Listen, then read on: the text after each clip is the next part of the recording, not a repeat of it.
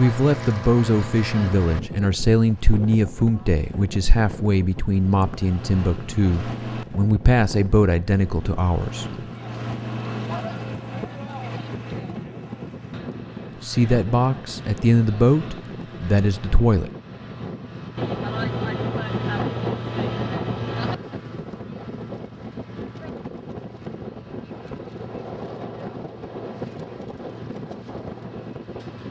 Niafunke is famous for being the birthplace of Ali Farka Toure, who was Mali and Africa's most internationally renowned Afro blues musician, and was ranked number 76 on Rolling Stone's list of the 100 greatest guitarists of all times.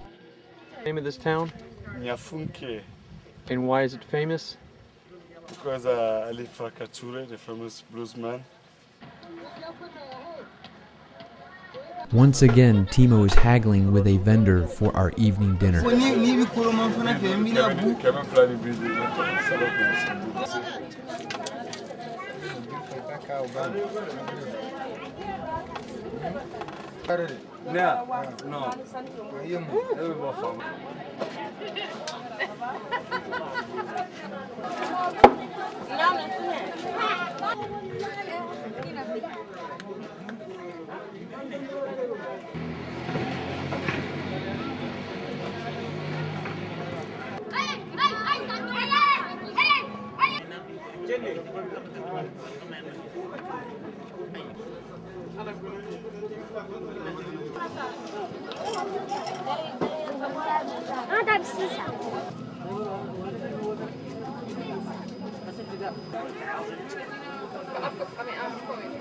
Thing about having been to that.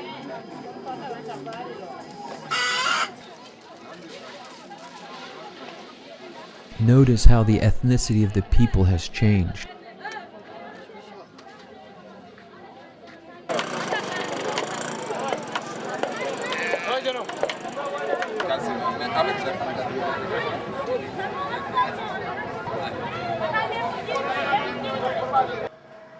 After walking around, we meet for a beer at the bar where Toure played.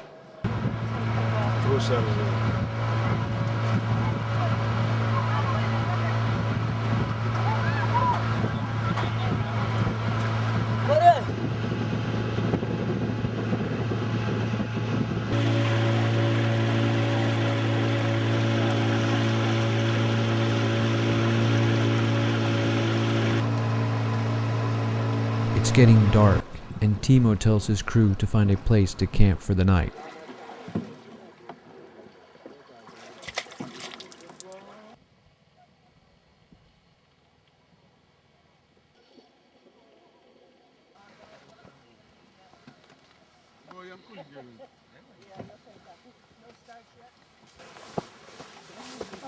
I walk up the riverbank and see the Sahel for the first time.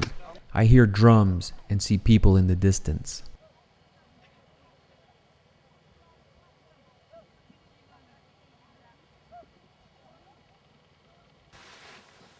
I am curious, so I start to walk down the dune and I sink into the sand.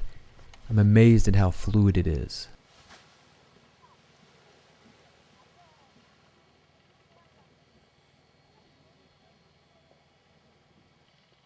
I find a trail, the same used by Tuaregs or wild animals, and I start walking down it when I come across broken pottery.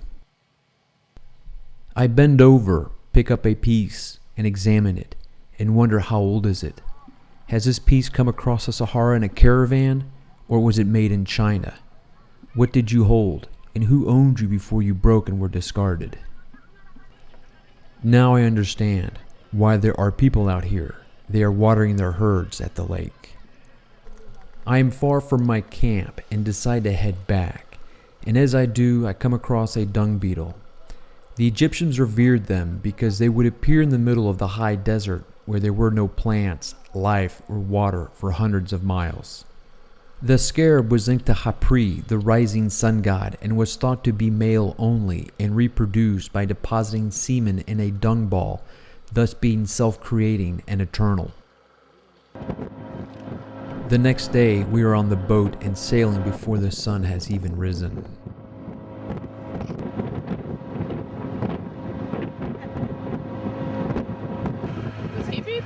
We are all very tired, cold, hungry, and irritable from too much togetherness.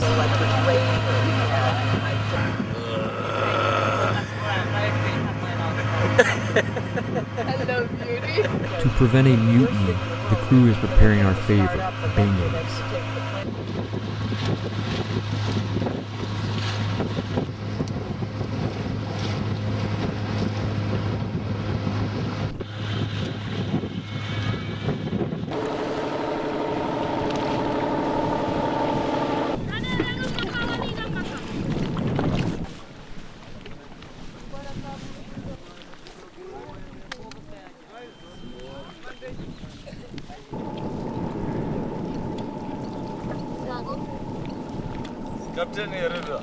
We stop at a village and buy fish for lunch.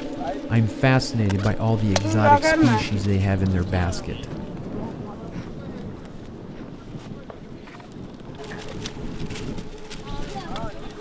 The women don't put up with lowball prices and demand better, which we pay.